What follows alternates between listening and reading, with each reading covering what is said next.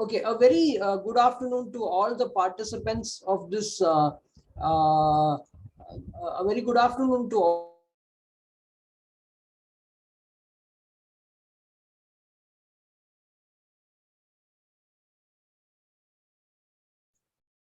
Very good afternoon to all the participants of this faculty development program by Saraswati Tyagaraja College, Pollachi.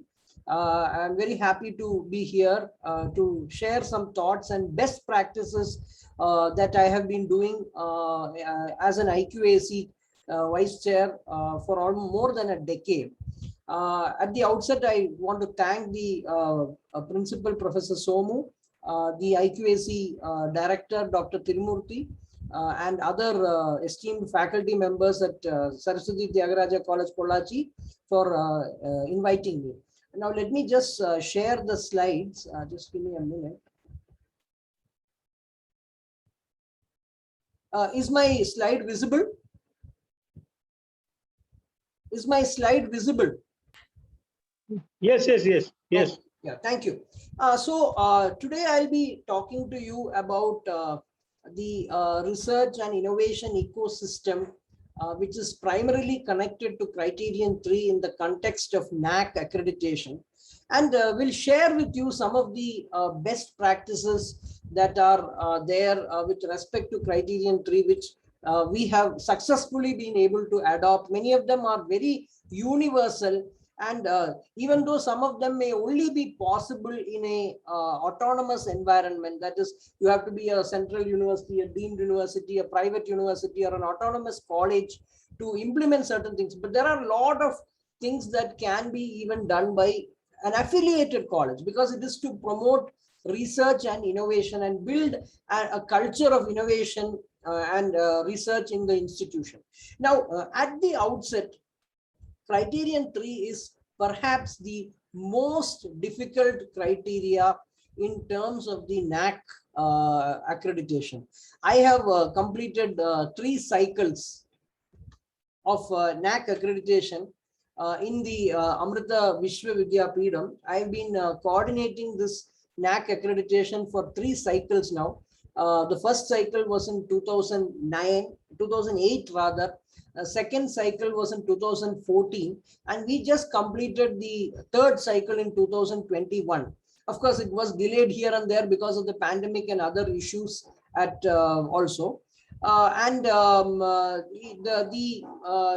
Amrita experience was very useful, not only for us but also for NAAC, because ours was perhaps when it happened for the first time in 2008, it was the most complex accreditation exercise at that point of time, because NAAC was going into large universities with large peer teams, but all of them were single campus. Subsequently, Amrita got accreditation, VIT, SRM, and several multi-campus universities also started going for accreditation. But I recall very discreetly that in 2008, ours was the first multi-campus. With at that point of time itself, we had 5 campuses, and if you take a department of computer science, it is there in 3 campuses. So that complexity was first time encountered by NAAC, and as they moved forward, they learned from that experience. And of course, now many private universities deemed to be universities have got multiple campuses, so they are now got it. But at least the opening batting happened through Amrita. And now we have completed 3 cycles, as I told you. And now the present stats are, the numbers are, we are 6 campuses, 17 colleges, we call them schools, almost 150 plus departments. And these departments are as diverse as chalk and cheese. There is an Ayurveda department, there is a computer science department, there is a medical anatomy department, there is a pharmacy department. So it's a very diverse set. And for the entire university, which is multi-campus, multidisciplinary, unitary university means we cannot affiliate, but we can have multiple campuses. We're very happy to note that the third cycle, we got the highest grade, A++, with a very high CGPA of 3.7.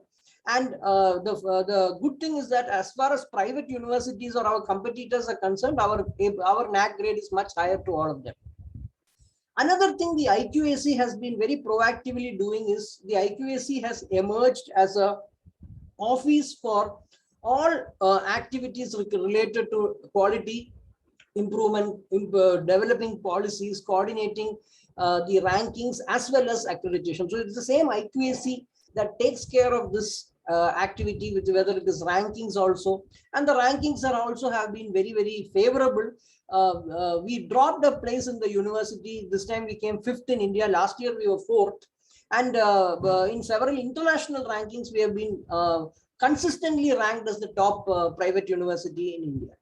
Now, this is the Amrita experience, and going on to research, as I told you, research is perhaps the most difficult criteria. My experience of the last 3 NAAC accreditations has been that the most difficult effort happens for the criterion 3. And not only that, it is also the weakest link in almost all institutions across the board, whether it is a government university, a government college, a private university, a deemed university, an affiliated college, whatever be the hue and size, I have seen that probably the weakest link in the chain is perhaps criterion 3. So the moral of the story is that you focus a lot on criterion 3, and obviously your NAAC grade goes up to the next bracket.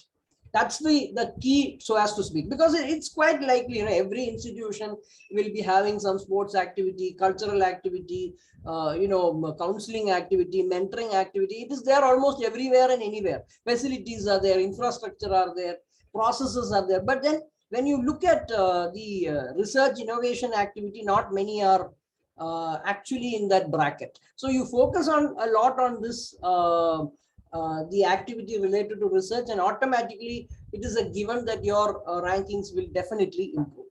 Now, the cardinal principle that I want to stress upon is that the importance of documentation.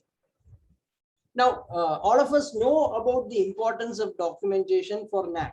I'm sure all of you have gone through NAAC at some point of time, have gone abreast of the process, have been doing the process maybe once or twice or thrice.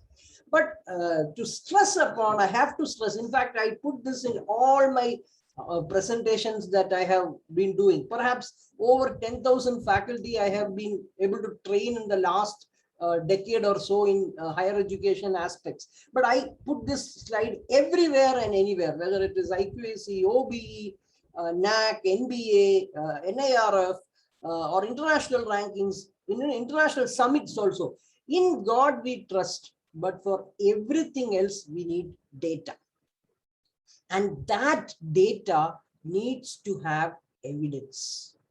I will repeat, in God we trust, but for everything else we need data.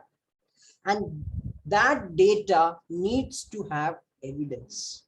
We have to have proper documentation system for anything and everything. And research is absolutely no exception.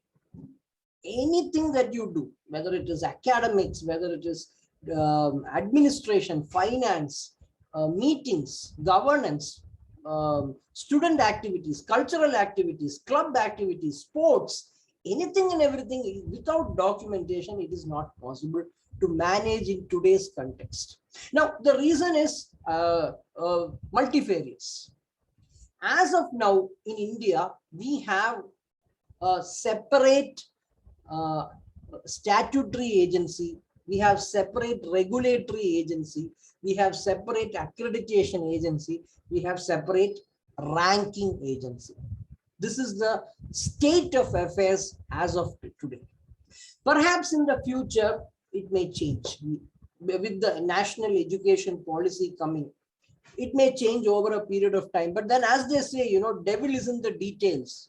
How to implement these things, how to execute these things is a huge challenge. Of course, the government in right earnest is moving, but it will take time. But as on date, we are now grappled with a separate accreditation agency, NAAC or NBA. If you are an engineering college, you need both NAAC and NBA. NAAC is needed so that you move up. Your quality is known as an institution. You want autonomy. You want to apply for autonomy, grants, and so on, you need NAC. As an engineer, if you are an engineering college, you need MBA. Because if you want to increase the number of seats in your engineering college, in your BTech program, you want an extra class, you want to start an MTech program in that department, you need MBA. The portal of AICTE will not allow you to enter unless you have accreditation. So accreditation, two agencies are there, NAC and NBA. Maybe arts and science colleges, only MCA program goes for NBA, but they don't have to go for NBA. You have a separate ranking body. The ranking body is, even though it is part of NBA as of date, it's a totally different body. Parameters are different. You have a separate statutory bodies, AICTE, Medical Council of India, Dental Council of India, NCTE, National Council for Technical Teacher Education. So separate statutory body and separate regulatory body. If you are an affiliated college, obviously it is your university, but the university is regulated by UGC. If you are a deemed university, you are regulated by UGC directly. So see the complexity of the situation. Separate statutory body, separate regulatory body, separate accreditation body, separate ranking body. And that is why multiple interventions are there from all of these bodies, and you cannot afford not to have the proper documentation. This is a cardinal principle that I say everywhere and anywhere. And research is absolutely no exception. Of course, research, there is also a public forum where you are able to ascertain things, different indexes are there. Anyway, we will come to that later. Now, with respect to how to promote research, some good practices that can be adopted across the board.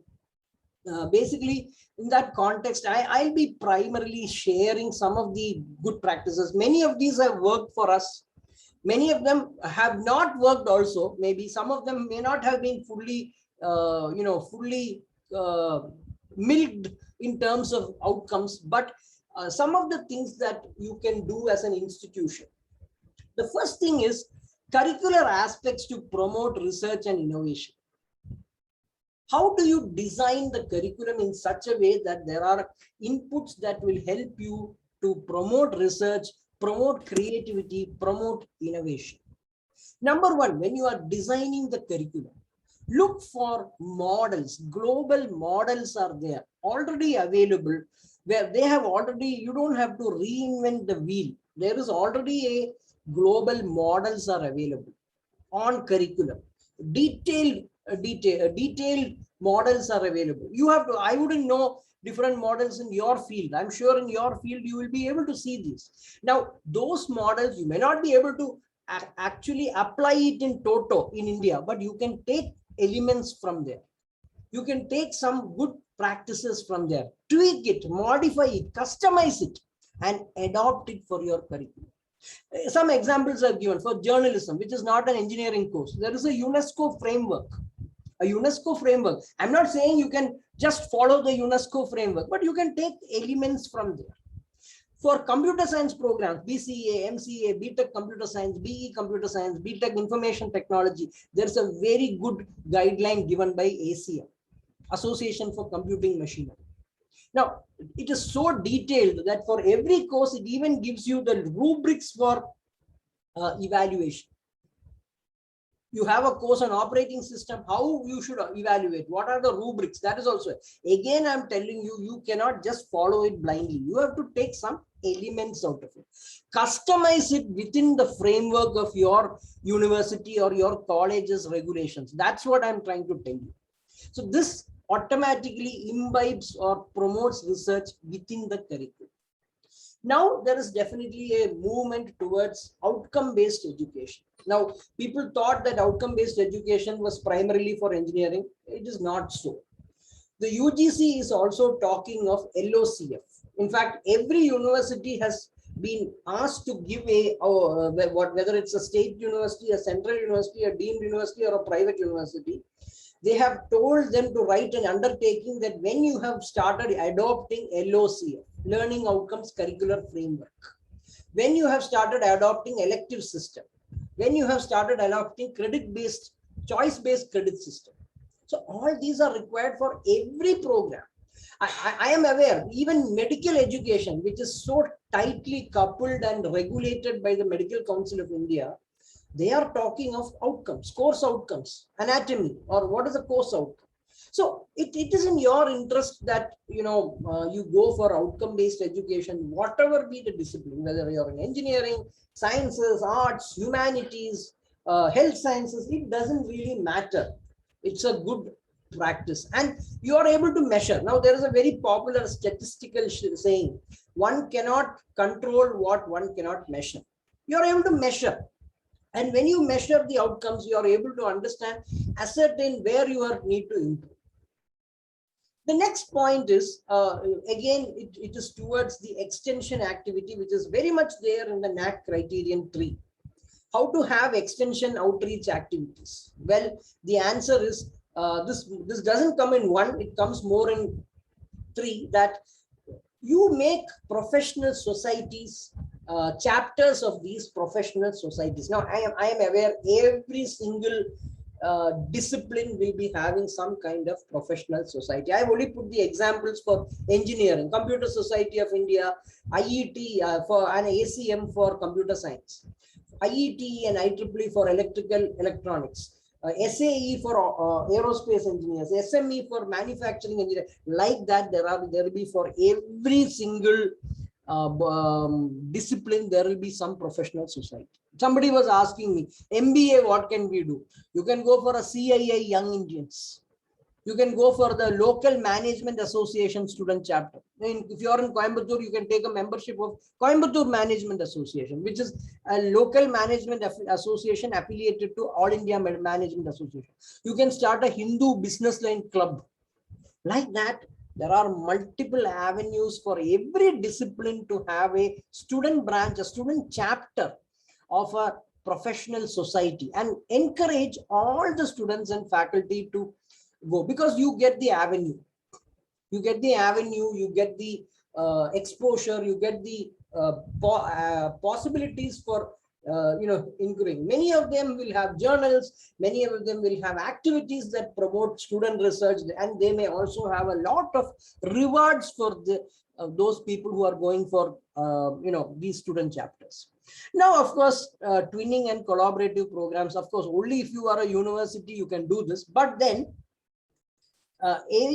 you can go for collaborative programs with foreign universities. You can get, if you are an affiliated college, you can get the permission of the university, because what they are primarily concerned is of the credit system.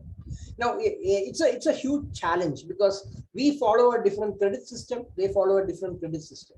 Sitting across the board and understanding how to map these credits, mapping the credits, getting equivalence of their credits to our credits, it's a very challenging job. But when it happens, the advantage is that generally most of the foreign university programs, they are very outcome based as well as practice based and all. Now, many of you know an MCA program or a BCA program. You will have 6 theories and 2 labs. That's a typical semester. I'm giving you an example. 6 theory and 2 or 3 practical. 5 theory, 2 or 3 practical. But most programs in the Western universities, there will be no practical. There may be 5 courses that you register, but for every course that you register, you will have a practical component. You will have a mini project. You will have a lab component. So the labs, every course will have a lab component. Every course will have an experiential component. Every course will have work that is practice and practical oriented. That is how we need to move towards. Now, we can call them project-based courses. Every course will be having an outcome, a project. The student tries to build this thing, build something new, something innovative, goes around. Say, suppose he is doing a marketing, an advertising course, right? Rather than studying advertising, you build an advertising plan or a market communication plan for a company. That's the project. You are learning and applying whatever you have learned. You are applying these things here in your course. So the movement is to go for complete project-based courses, which encourage problem solving, and so on. Now, what you can also think is, student internships, very controlled and regulated internships. If you're a UG program in humanities, arts, sciences, humanities, engineering, and all, a 6-month internship is possible. The last semester, if you are able to do some adjustment, that means this is only possible for an autonomous institution or a university. The last semester can be completely given for an internship, and the coursework and the credits that have to be earned for the last semester can be put into an earlier semester or during the vacation.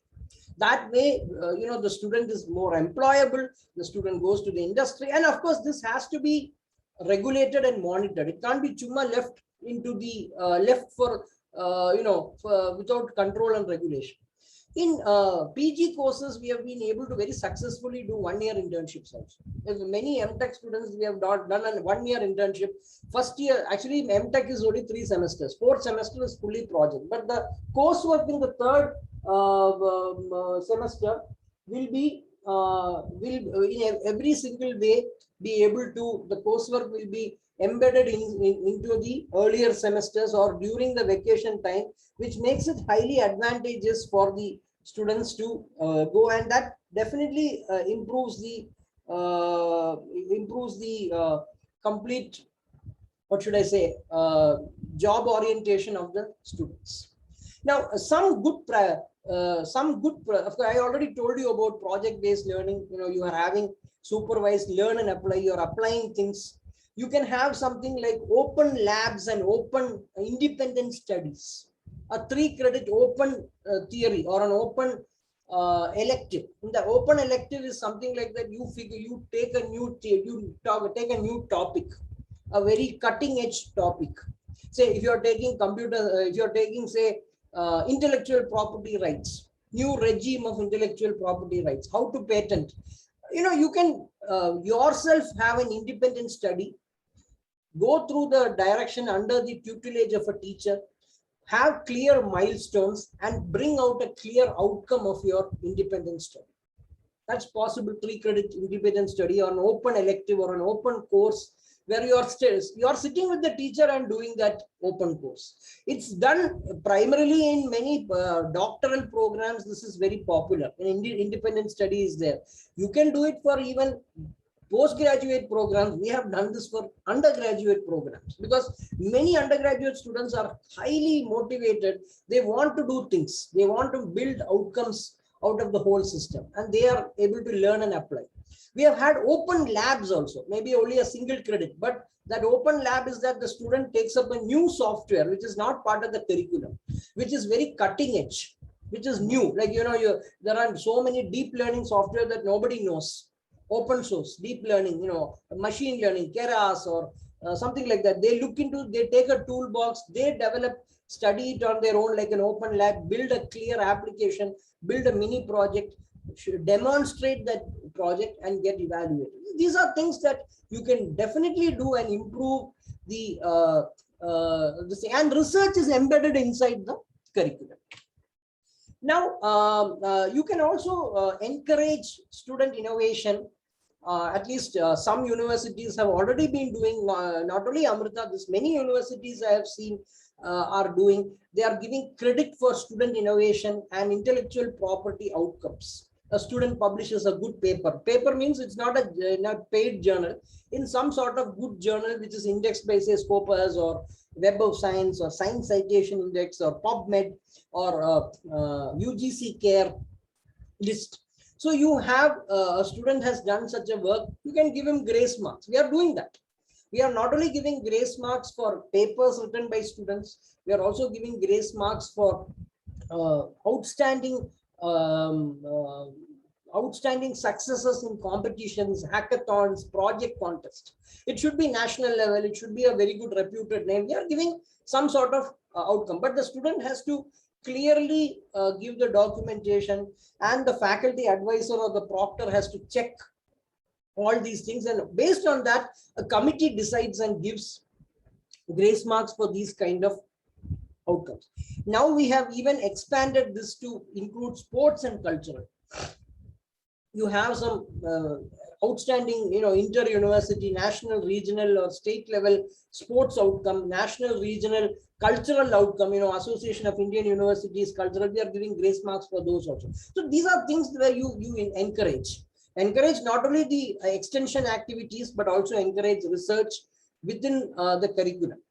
Now, I want to talk of a best practice that we have been doing. There is a experiential, I don't have, there is an I'll go to the other part before there is an experiential learning program that we are doing. Maybe I'll do this in the end. I'll finish the other things and go to that case study.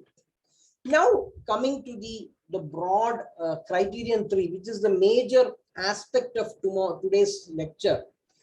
What are the interventions that you can do? So many of these are already implemented. Most of them are highly successful. Some of them are yet to be fully operationalized. And some of them, almost all of them are operational, but some of them are very successful. Some of them are yet to be extremely successful, to be very honest with you. But these are some of the best practices that I want to share.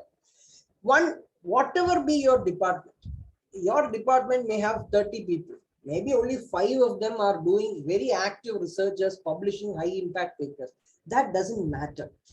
Still, you as an institution has to promote research and innovation. You cannot expect all students. If I have 350 people, I cannot expect all 350 to get funded projects. Maybe only 40-50 of them will get funded projects. All 350 may publish papers, but it's not going to happen. Let us be honest about it. So one thing you can do, whatever your department is having, whatever be the outcome, whatever limited funded projects you have, make a compendium of research projects of the college. All the departments, the funded projects, there may be internally funded projects, there may be sponsored funded projects, but make a compendium. Use a content writer. It should not be just facts and figures. It should be more of a content creator's job to make a nice compendium, attractive compendium with pictures, infographics, with outcomes, with images, and also what are the facilities available for research. You see, there are definitely industries that need this kind of support. All industries will need support. Only thing, they don't know where to go. It may be just developing a simple website, but it is fine. You have people who have developed very good websites. You can help a small company. It doesn't hurt you, right? You still get marks for NAAC and other rankings and so on, right? So make a research compendium of all the funded projects, all the outcomes. It will not be a story writing. It will be a very crisp thing. What are the facilities available in the department, pictures of the equipment, what are the funded projects that have already happened, some outcomes of that, good papers, good patents, good outcomes, maybe competitions, all that can be nicely made. First, good practice. Second is having a center for funded activities. Now, see, faculty have a lot of work. You will all agree with me. We have a lot of work to do. We have to teach, we have to do counseling, we have to do departmental administration, we have to publish papers. Faculty cannot be running behind the bureaucracy related to funded projects. And funded projects, every agency that is giving you money will have their own format. They will have this, you need to give statements, reports. You can do the research, but what happens is that if you don't have a proper research administration wing, the faculty will be running from pillar to post to take care of the bureaucracy. And that is a very poor thing to do. So have administrative staff to help having a center for research activities, funded activities, who will take care of the complete administration, meeting the auditor, getting the audited statement, filling the reports. Research only you can do. He or she cannot do research, but that part can be given. Now, any appraisal system abroad or anywhere, you will find out that definitely the maximum points will be for the appraisal for research outcomes. It's a universal phenomenon. I always complain, I complain to my dean, that, I'm doing this much of work, but you're giving me very less points, because as an IQAC vice chair, actually briefly, I was the IQAC chair for the entire university. But, interestingly, rather than doing this job, if I just publish 2 or 3 high impact papers, I get more equal number of points, but that's how it is. I can go on complaining, but it's not going to change anything. So it's a universal phenomena. The maximum people in faculty appraisal, and this is not only in our case, ours is much better. I was seeing the appraisal form of VIT, and I found out that there is a limit of the number of committees that you can be. In a department, you can be in only one committee. In a school, you can be one committee. University, one committee. Only 3 committees you get points. If you are doing 30 committee work, it's not going to help you. That's how they have designed the appraisal. Ours is a lot better, but still what I'm saying is everywhere this is how the appraisal is. Research will have, but one thing you can do is you can, by people, research promotion can be given a lot of somebody is organizing a conference. That's a great thing, conference. Again, the conference coordinator is running from pillar to post. To organize, arranging the logistics, arranging the transport, arranging the registration, the banking, the finance. Definitely, it's a very tough job. You'll be chasing people, and definitely you can give, I put this somewhere, points for organizing in the appraisal conferences, workshops, and seminars in the faculty appraisal. That's a very good thing, and more faculty will be interested to organize conferences, workshops, seminars, and obviously your activities increase, your faculty is benefited, and that has a force multiplier effect. Then of course, incentives for research publication. This is again universal. Everybody knows this, that high impact journals or high percentile in impact journals. Please understand, impact factor is only Web of Science, Science Citation Index, or Emerging Sources Citation Index, Humanities Citation Index. Only this is impact factor. Many people claim several impact factors. Only the impact factors that are promoted by Thomson Reuters is accepted. And most of these SCI, Science Citation Index, Emerging Sources Citation in the Humanities, Arts and Humanities Index, all of them are in the Web of Science. Only that is the valid impact factor globally. The second thing is, of course, Scopus. In Scopus, there is no impact factor, but there is a percentile. So if your journal is in the top percentile, that means the journal is very good. So that impact factor is given by Thomson Reuters, percentile is given by Scopus. Now, you have a paper in the high percentile, definitely it's a great thing. It's not easy to get this kind of things. Now, similarly, UGC care list, UGC has made a own list. Now, having said that, I have to also be honest with you that there are definitely predatory journals in all of these. Perhaps in Web of Science and Science Citation Index, Emerging Sources Science Citation Index, Arts Humanities Index, less number of predatory journals. There may be a few.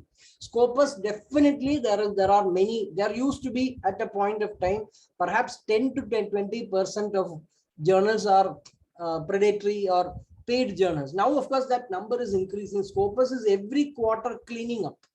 They are getting some information, they are weeding out. In fact, they have weeded out even reputed Springer transactions. Springer is a competitor company, but still Springer runs this conference proceedings called, what is that? AISC. Last 2021 onwards, AISC.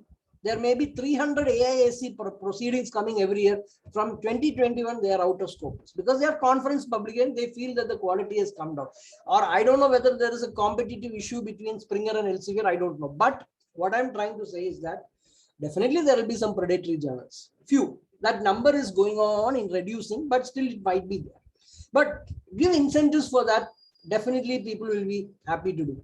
And of course, funded projects, consultancy, and engagement with industry. So you are going to industry, you're trying to talk to them, you're trying to go for an MOU. Sometimes you may succeed, sometimes you may not succeed.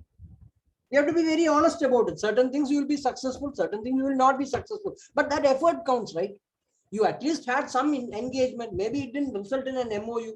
You have to give points for that, right? For making that industry engagement. See,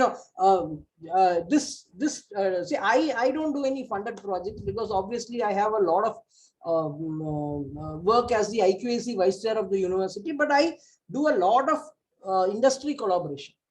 With Honeywell, I'm doing a collaboration. I'm running a national hackathon this year.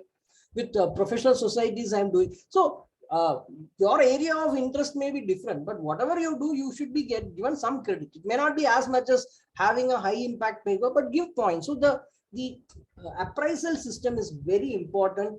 It can focus on all these things, organizing conferences, getting funded projects, making high impact papers, high percentile in Scopus, consultancy projects, even trying for some industry engagement. Even all these things are very good practices to improve research.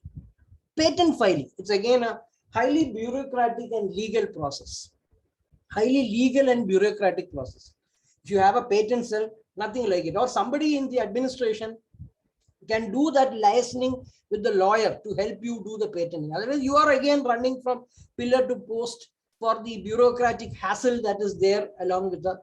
So these are things that universities have been doing very effectively. Autonomous institutions have been doing very effectively. A patent cell, Center for Research Administration, funded projects, managing the documentation, the bureaucratic aspects, financial aspects of the when you get a research funding or a consultancy. These are simple but very effective good practices that you can do to promote research. Having a compendium, a brochure of your department's research or college's department with all attractive infographics, with the facilities that you have in your department, the outcomes of your faculty, the kind of papers that you have published, make it very attractive. This helps. And of course, in the appraisal system, organizing conferences, publishing papers, patents, outcomes, all these will be helpful. Now, of course, in-house journals also definitely help, but there is no use of having a in-house journal unless it is on a pathway to become indexed. If you just anybody can apply for a conference with an ISBN number, but it is not going to help you much. You have to have be on a pathway to first step is get it indexed in UGC. Second step will be to go for an index in Scopus. That requires you to have some minimum number of citations, having an international editorial board. So all those things, only then you get reputation, right? Now, to improve the other good practices, MOUs with top universities, it helps. They are also looking for collaboration. And I'm not saying all collaboration will be successful. You may have 100 collaborations. 10 or 20 of them will be very successful. 10 or 20 may be okay, so. Some small engagement was there. Maybe 40, 50, nothing will happen. You have only signed an MOU, end of the story. But that's how it is. Everywhere it is like that. You talk about the Pareto principle, right? Pareto principle, 80-20 rule. Same thing applies here also. Some of the MOUs will really deliver a lot of value. Some of them will be just a document that you can use for law. But at the end of the day, at least you have something to show NAC, even if there is not much of an outcome.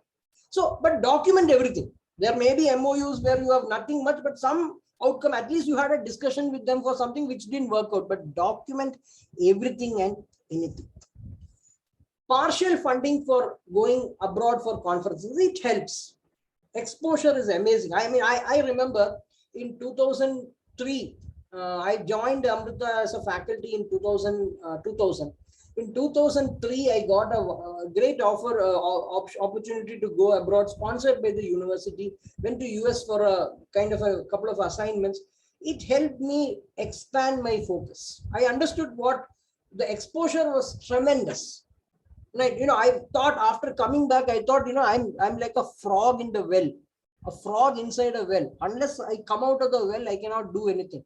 And that exposure, going to a foreign conference, going for a foreign assignment, gave me a huge fillip to my activity. Then I decided, okay, I am not going to focus on, I'll be focusing on administration, I'll be focusing on extension activity. And luckily, I've been able to make a niche for myself in the extension, in the innovation world because of the passion and that guidance, that ambience, that exposure tremendously helped.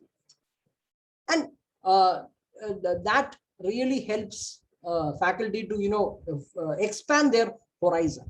Exchange program. Subsequently, I have been selected for a couple of exchange programs also to go to Europe. One I could not take up, one I could take up.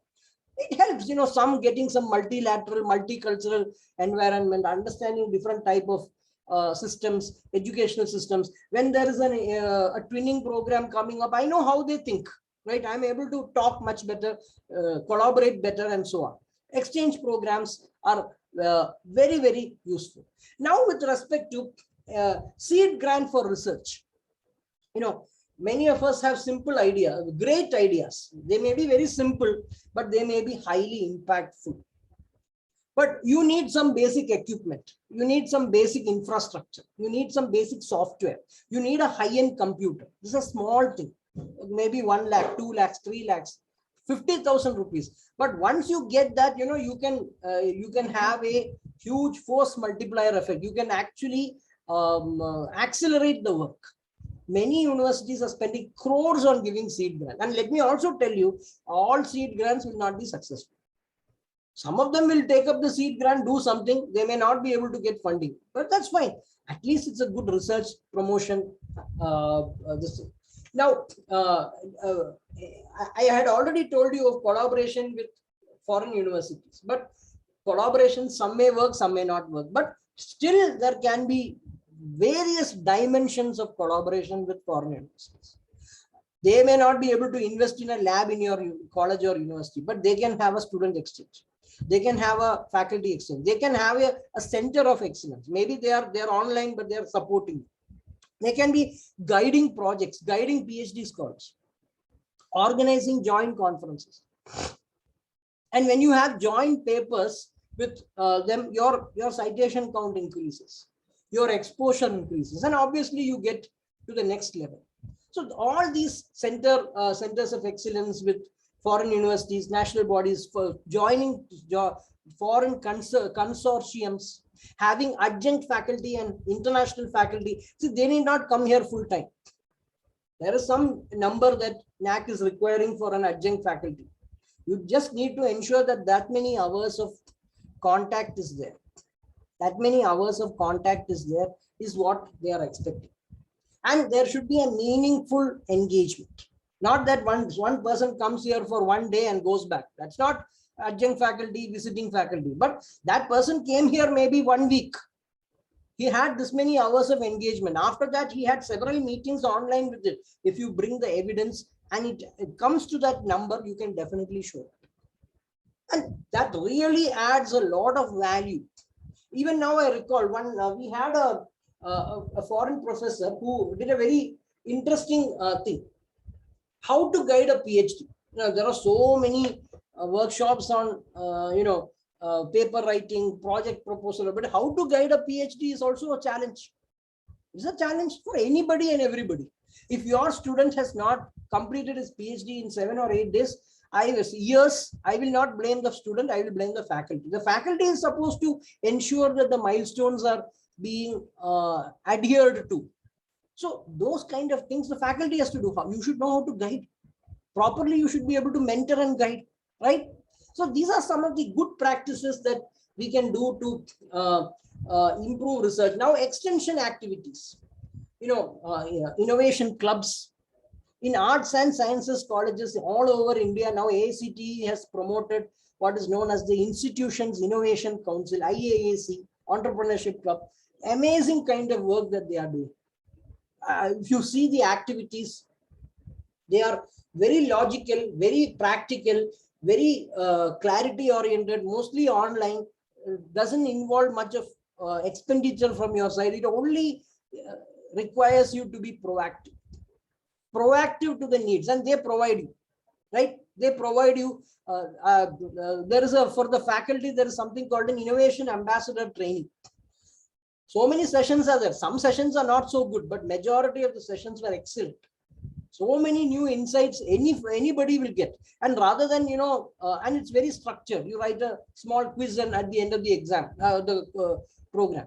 But definitely your this thing improves. And same with the students. Innovation Council, Innovation Club, Entrepreneurship Club. These things really help.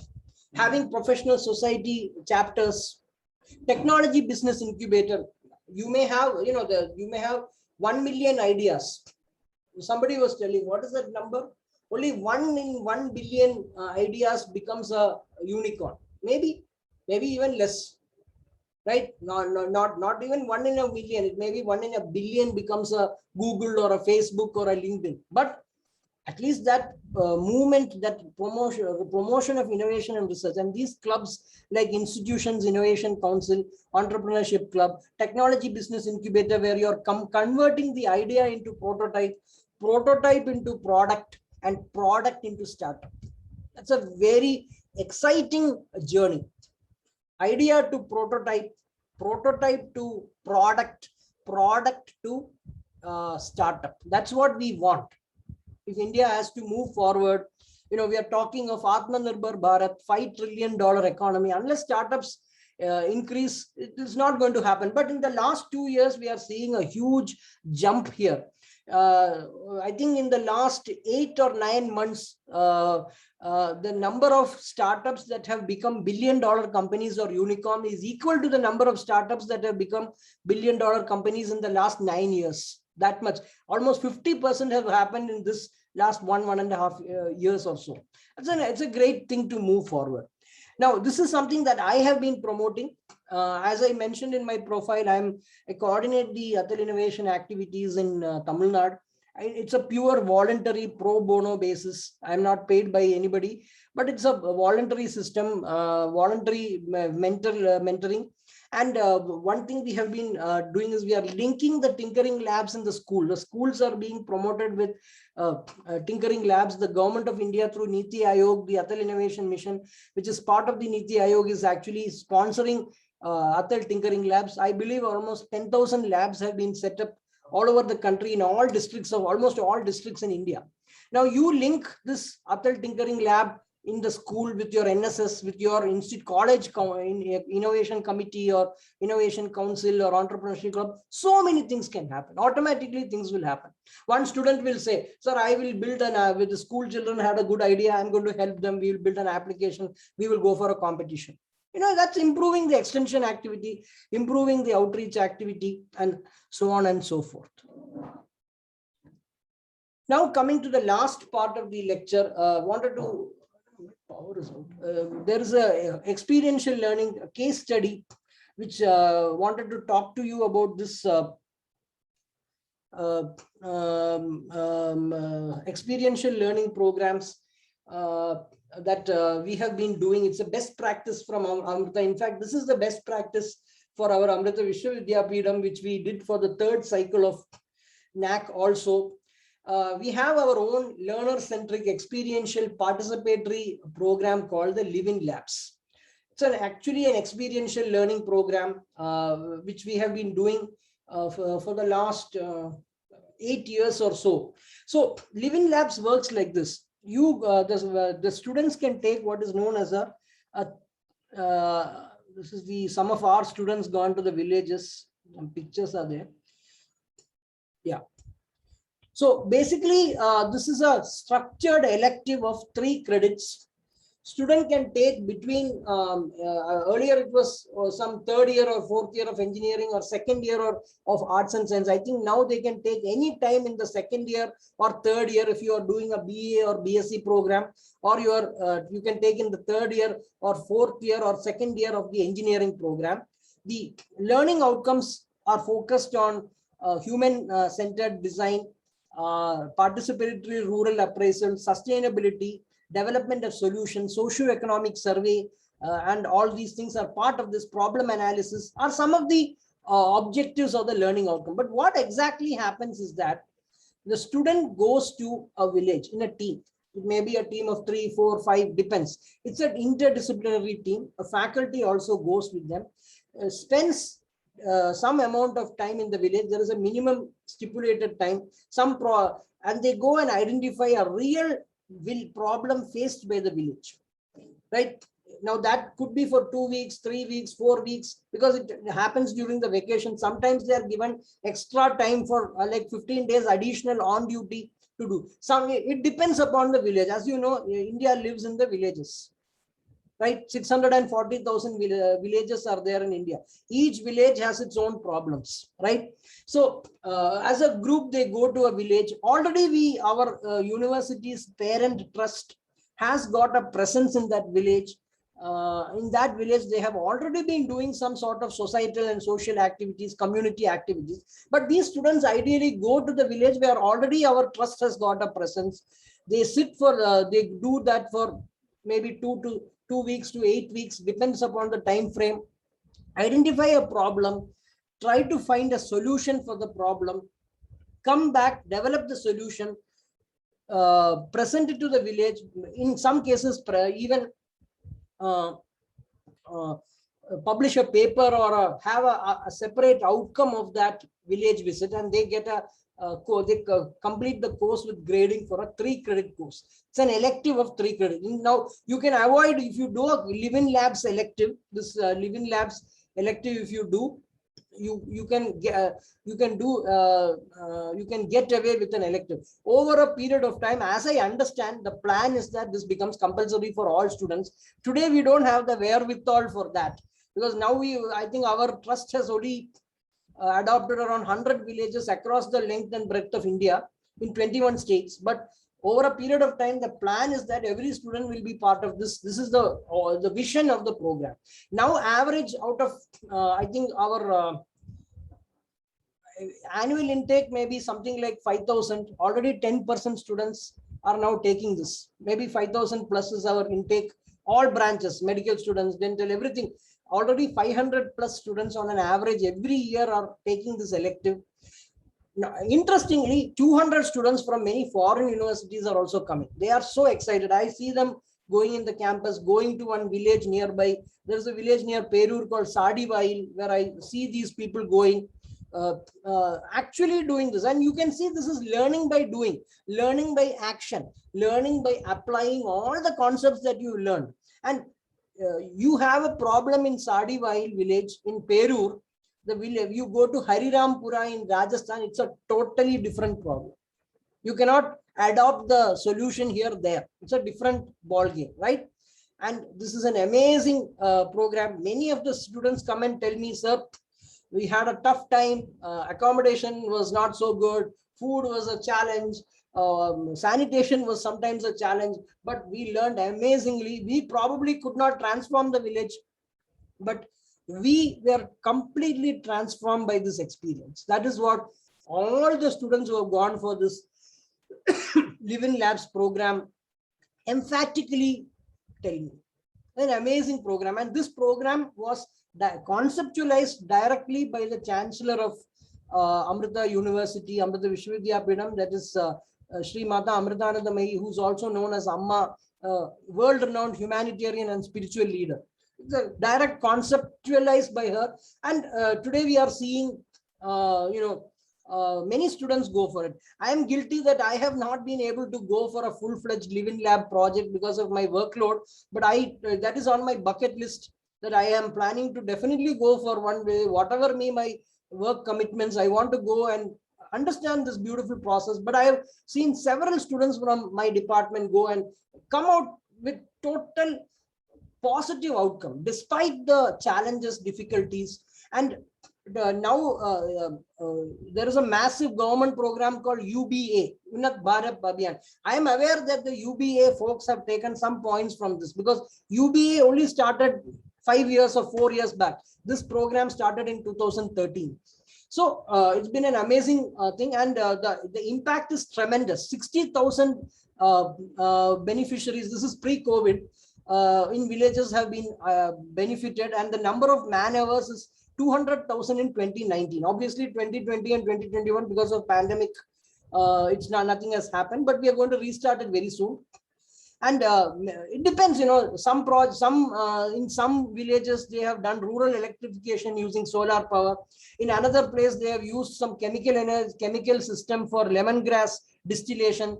In some places they have made a marketing plaque for I think in this Sadivail village, they make furniture using a weed known as lantana camera, but that furniture is very sturdy and robust.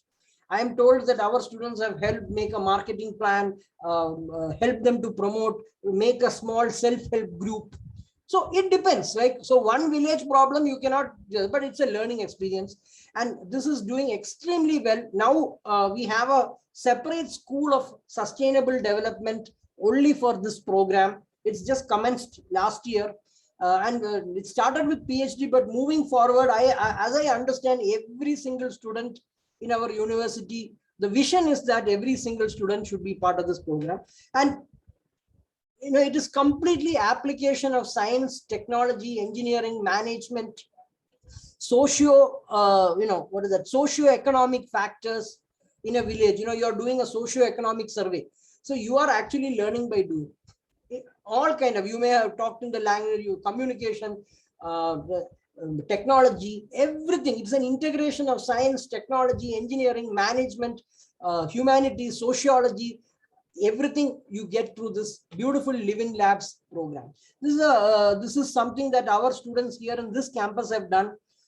Chemical engineering students went with some foreign university students, and there is something called lemongrass distillation. They using their chemical engineering knowledge, they made a better lemongrass distillation service, cheaper one using solar energy. And now the income of that village, those villagers, has increased from 1.54 lakhs per year to 8 lakhs. So this is a success story. And let me be very honest with you also. These are success stories. There may have been failure stories also. They tried their best. Now it couldn't have the village. Somehow it didn't happen. They couldn't do the transformation that they wanted to do, but they learned from that experience. They were transformed. That's what the students told me. This is another thing. I think some banana stem fibers using for this sanitary pads for women and so on. So with that, I come to the closure of my seminar, my talk on best practices in research and innovation. Thanks so much to the organizers, and I close with this: excellence is a journey, not a destination. Thank you very much. Over to the organizers. I'll be happy to answer questions if you have.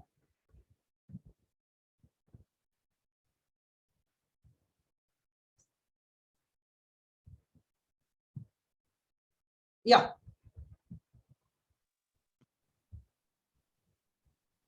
Dr. Prashant? Yeah. Good afternoon, and your session is of great value to us. Thank you, you sir. Are talking about the patent cell. Yeah. And how can you advise? How can you educate the arts and science institutions to go for a patent? I believe that these are all the areas wherein it is engineering colleges are around proprietor of this concept. And how arts and science college can develop a kind of a patent cell, and what are all the areas that the students or the faculty can probe into it? Yeah, thank you, sir. So at one level, I also wanted to point out that even though, yes, many engineering colleges are doing it, the fact of the matter is that every patent doesn't end up in a startup or a product. The patent has more or less become an indicator of research outcome. So Amity University, I'm told they have a big budget for that. So what they do is they look for any innovative student project. They give them that support. It's not only engineering, it is all humanities, sciences, social sciences. So they look for, but they have a dedicated budget for that. And they look for any innovative project from the student, and they support that. So it is quite possible in arts, humanities, although it will be too much, to no doubt, more towards engineering and so on. But I know that many of the medical faculty have got some patents. So it's more of a patent is like, it's like an academic indicator of, or a research indicator. We have to take it from that perspective. Maybe the patent may not be commercializable. That's a different thing altogether. I think that is a strategy that an arts and science college can do. Have a dedicated fund for patents, look for innovative projects and that your students may be doing. Maybe out of 500 projects, there may be only 5 that are worth patenting. Out of the 5, maybe 1 or 2 may succeed, the other 3 may go off. I think that should be the strategy. Okay, got it. Thank you, Prashant. Thank you. there is a question from Nora. What can we include in best practices?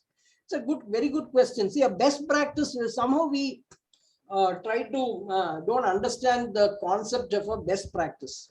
A best practice is something that you are doing somewhat unique, but more than that, it is showing you clear, demonstrable outcomes. That is the meaning of a best practice. I won't name that person. I had a massive argument with somebody who once told me, and I was going for some consulting on NAC or something. I don't remember exactly. I meet my HODs every week. It's a best practice. I told him that, this is not a best practice. You're supposed to meet your HODs every week. It's not a best practice. He was a very senior man, and I was very young at that point of time, maybe 10 years back. But I stood my ground and I argued with that person, and he was very upset. But what I'm trying to say, a best practice is something that is demonstrable. You have done something. You had some challenges. There is a very good NAC format. I think they have just used that format from some foreign, I don't remember which, somewhere I saw that, but what is your practice? What is the context? What is the challenge?